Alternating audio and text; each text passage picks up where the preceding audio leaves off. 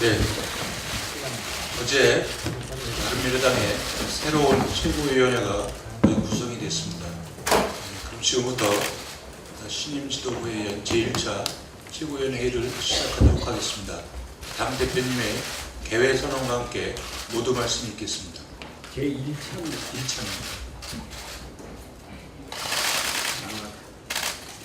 제1차 바른미래당 최고위원회를 개최합니다.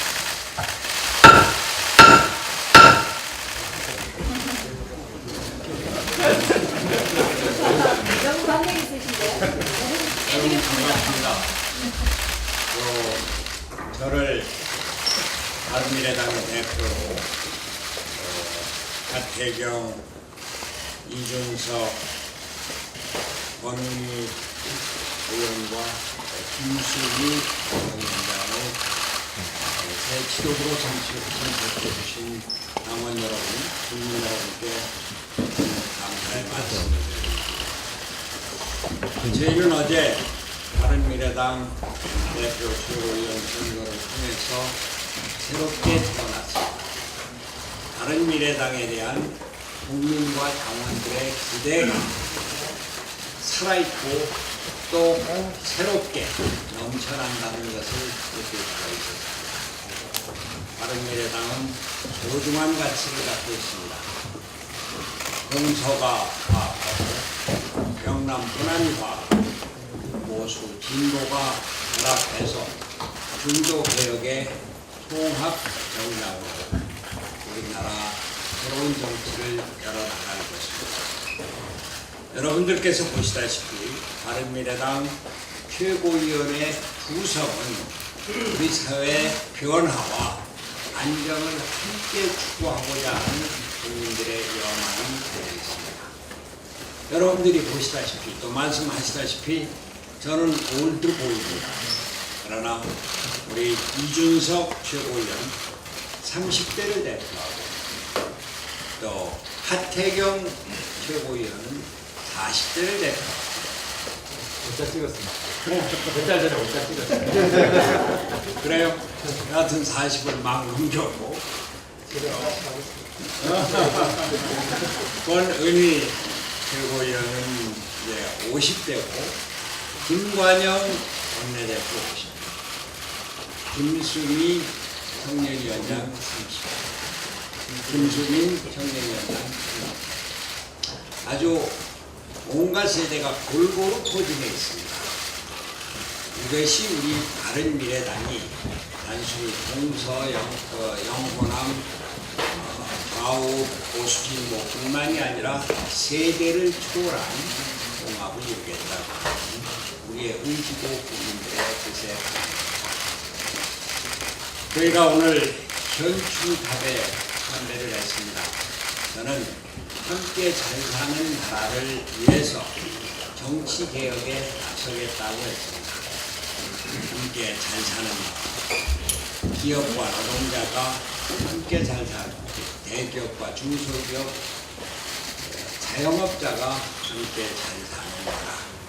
이것은 경제적인 통합을 얘기를 하고 이 바른미래당의 통합의 취지이기도 합니다. 네 분 대통령 묘소를 참배했습니다.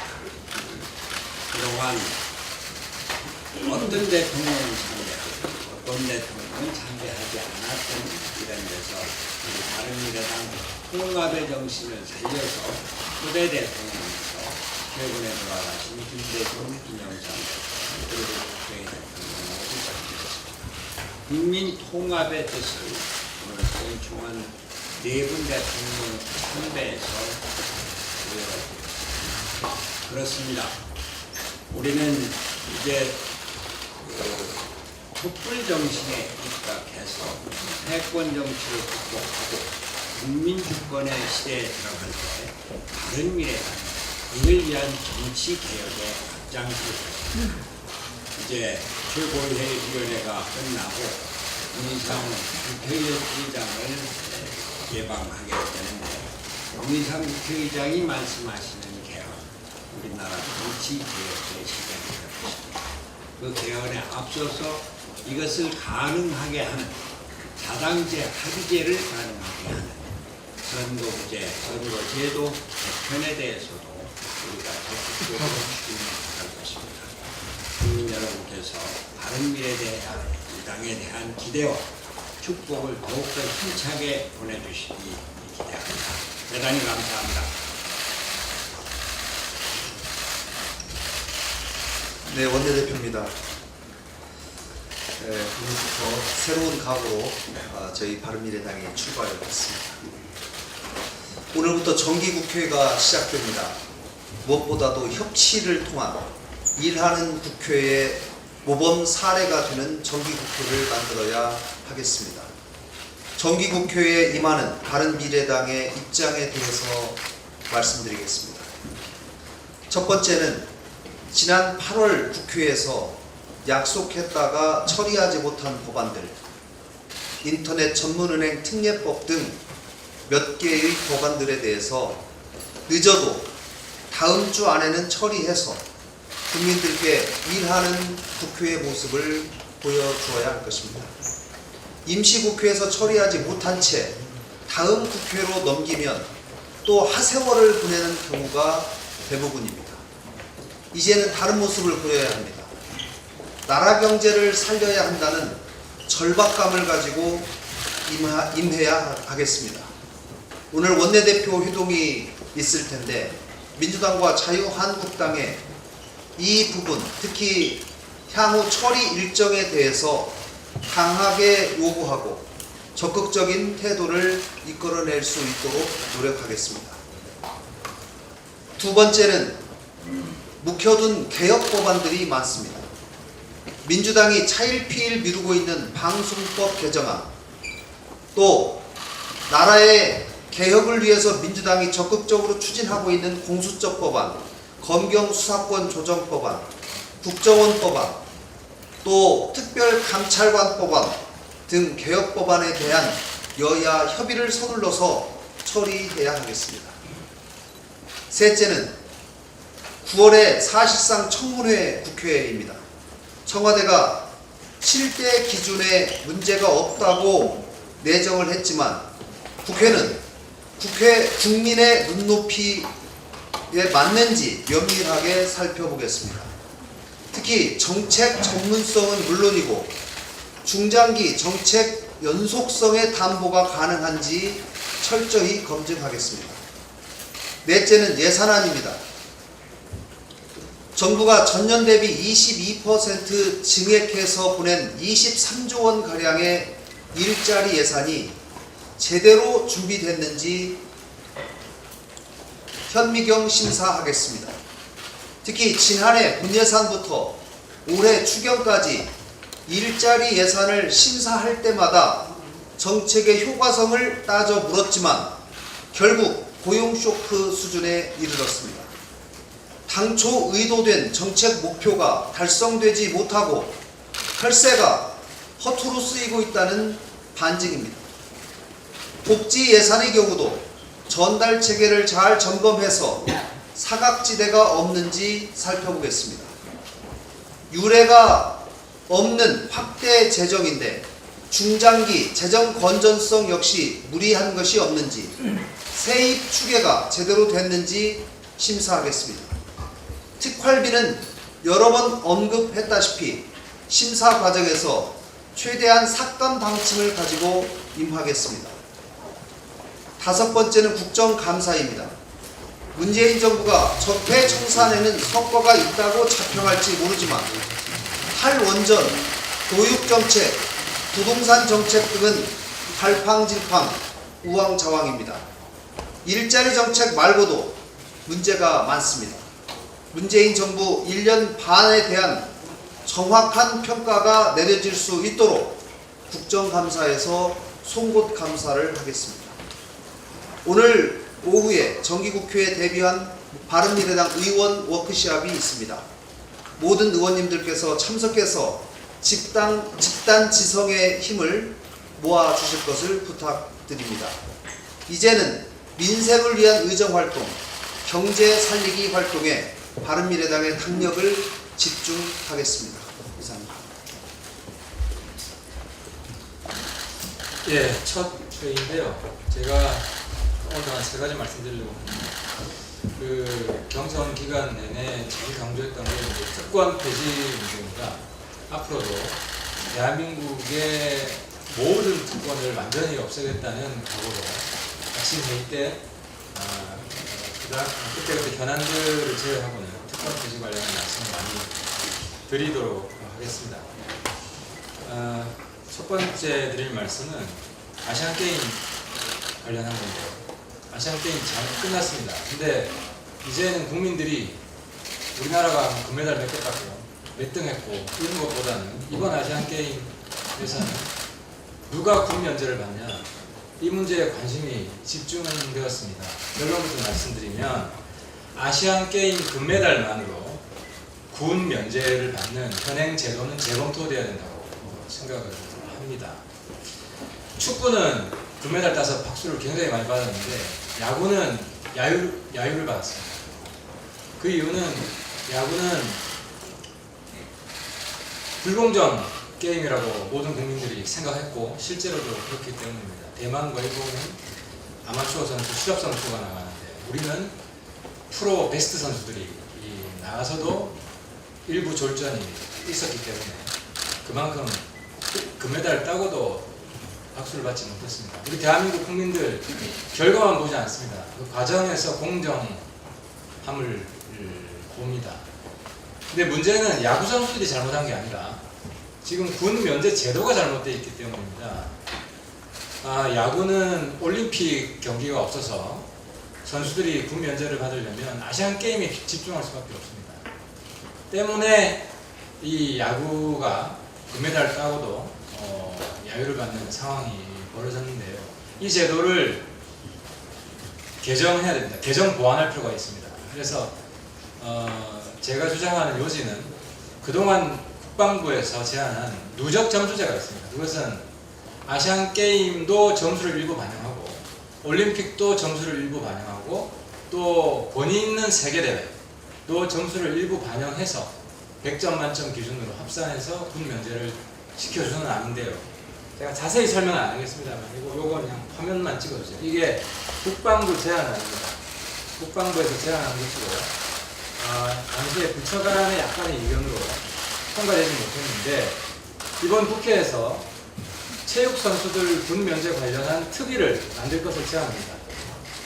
그래서 여러 문제 제기들이 나왔는데 그냥 넘어가는 것이 아니라 국회에서 여러 가지 의견들을 종합을 해서 체육 선수 군 면제를 받더라도 다 같이 박수 받을 수 있는 그런 제도를 만들었으면 좋겠습니다. 두 가지만 더 하겠습니다. 간단히 하겠습니다. 제가 경선 기간에 연금 특권에 대해서도 말씀드렸는데요. 공무원 연금, 군인 연금, 적자 세금 보장 시 1조 상한법을 추진하겠습니다. 올해 공무원 연금은 1조 7천억, 군인 연금은 1조 6천억이 국민들의 세금으로 지금 보충이 됩니다. 매년 적자가 많아지고 있고 앞으로 더 많아질 겁니다. 물론 어느 정도는 우리 국가 세금으로 보완해 줄 필요가 있지만 이것을 밑빠진 독에 물 붓는 것처럼 무한정 해줄 수는 없는 겁니다. 그래서 저는 우리 국회가 모든 연금의 적자를 국가 세금으로 보완할 때 상한을 정해야 된다고 생각을 하고 각 연금당 1조면 저는 어느 정도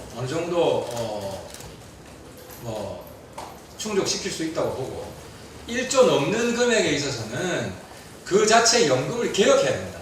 계속해서 국민들한테 세금으로 퍼달라고 구걸할 수는 없는 것이다.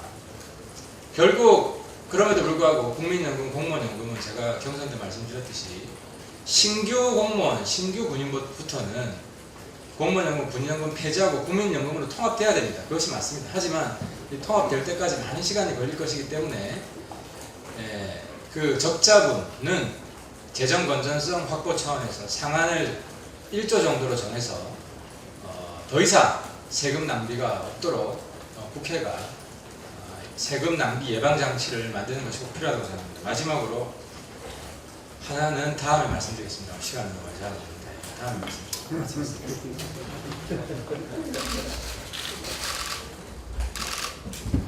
네, 사실 우리 당이 새롭게 출범하는 과정 속에서 많은 기대가 있는 것으로 알고 있습니다. 근데 이 과정 중에서 저는 저희 당의 이념적 지향성이나 이런 것들을 회피하기보다는 명확하게 다지는 그런 계기들이 좀 있었으면 좋겠습니다. 아까 대표께서 언급하신 것 중에 선거구제 개편 논의 같은 것들 저도 적극적으로 공감하고 당연히 그런 방향으로서의 깊은 논의가 있어야 된다 생각합니다. 다만 이번 전당대회에서 저희가 솔직히 말씀드리면은 정당 개혁에 대한 공약을 놓고 서로 경쟁하는 것이 부각되지 않았기 때문에 이번 선거의 결과가 당원들의 어떤 그런 의사표시까지 되지 않았다고 봅니다. 그런 방향성에 대한. 그렇기 때문에 앞으로도 총의를 모을 수 있는 그런 기구 설치 등을 통해서 정당이 어떤 이념적 지향성을 가지고 가야 되는지 또 그리고 여러 정치연에 대해서 어떤 입장을 가질지를 면밀히 판단해서 검토를 받았으면 좋겠습니다. 그리고 저는 짧게 간단하게 저는 앞으로 2020년 총선을 대비해서 우리 지도부가 이제 활동을 해야 되는 시기가 다가오고 있습니다. 그 시점에서 어떻게 인재 영입을 할 건지에 대해 가지고 결국은 자유한국당에서도 최근에 40대 이하로 당협위원장을 절반을 채우겠다라는 취지의 이야기를 했다고 하는데 우리 바른미래당 그것보다 더 젊게 가야 됩니다. 그렇기 때문에 그 젊은 인재들을 많이 육성할 수 있는 형태의 과거 바른정당에 시행되었던 정치학교 방식 그리고 또 토론 배틀 등의 방식을 통해서 많은 젊은 정치 지망생들이 영입될 수 있도록 대표께 건의드리고 또 그것을 위한 기구 설치할 것을 제가 건의하고 그쪽으로 활동하도록 하겠습니다. 감사합니다. 네, 오랜만에 우리 국민들께 인사를 드립니다. 그 사이 우리 바른미래당 기대하는 모습 못 보여드렸습니다. 하지만 이번에 새로운 지도부가 이렇게 구성되면서 앞으로 좋은 모습 많이 보여드리겠습니다. 관심 좀 많이 가져주시기 바랍니다. 그리고 어제 시간이 없어서 제가 당원들께 한 말씀 드리고 싶었는데 오늘 드리겠습니다. 나무와 나무 사이 그 간격과 간격이 모여 우를 창창 숲을 이룬다는 것을 산불이 휩쓸고 지나간 숲에 들어가 보고서야 알았다. 안도현 시인의 간격이라는 시입니다. 우를 창창 숲은 나무와 나무가 어깨동무를 해야 이루어지는 게 아니라 산불이 난 숲에 들어가 보니까 나무들 사이에 간격이 있더라는 겁니다. 우리가 하나 되고 우를 창창 숲을 이루기 위해서 우리가 모두 같을 필요가 없습니다. 각자 자기의 위치에서 서로를 이해해주고 존중해주면 됩니다. 이왕이면 조화를 이뤄주면 더 좋겠죠. 불이 난 다음에 그 자리를 보면서 그랬구나 했을 때는 이미 늦습니다.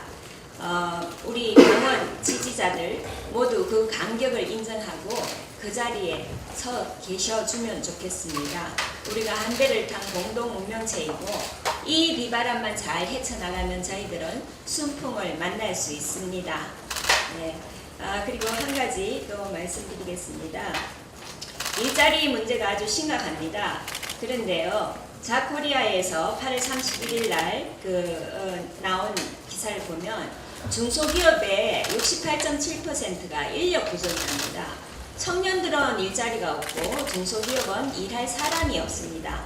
왜 이런 문제가 일어났는지에 대해서 우리가 좀 살펴봐야 되는데요. 이 통계는 10년 전에 비하면 22%나 증가한 수준입니다. 22%나 사람 구하기가 힘들어졌다는 얘기입니다.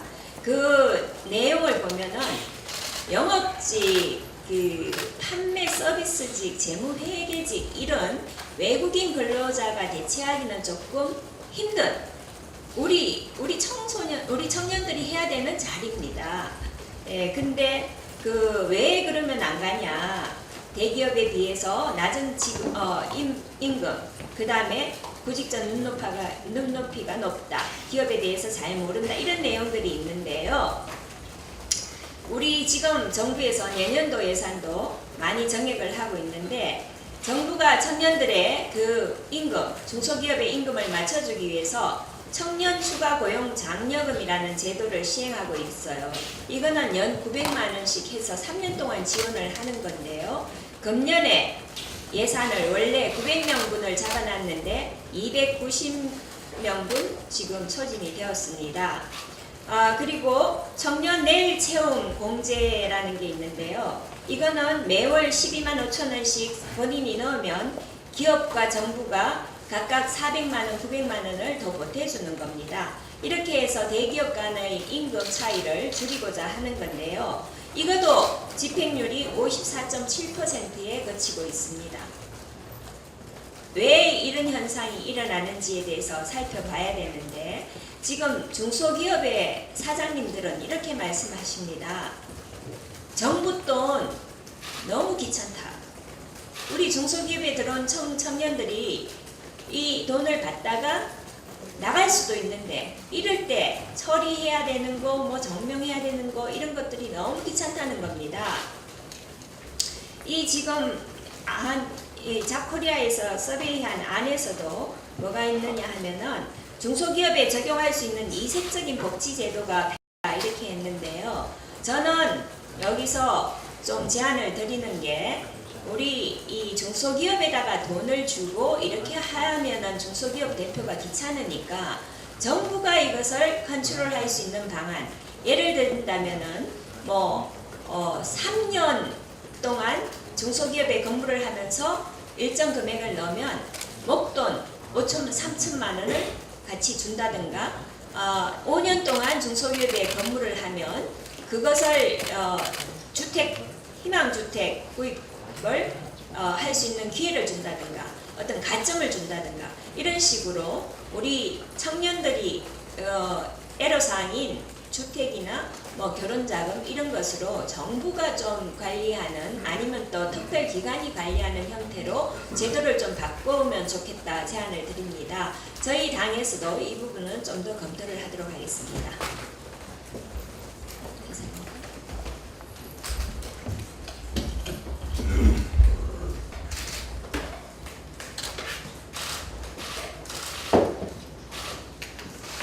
바른미래당이 새 출발하는 중요한 시기에 최고위원으로서 청년들을 대변하게 돼서 마음이 무겁습니다.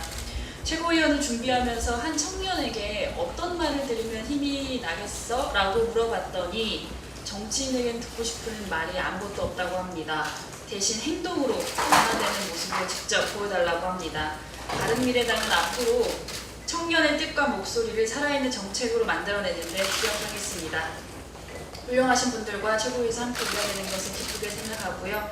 또 친목이 아니라 불평이 1인 건강한 청년 인재들이 앞으로 많이 함께 해주시길 바랍니다. 청년이가 만들어내는 바른 미래당의 비전이 우리 당의 새로운 에너지가 되기를 기대하겠습니다. 이상입니다. 네, 이상으로 공개 발언을 모두 마치고 회의를 비공개로 전환하겠습니다.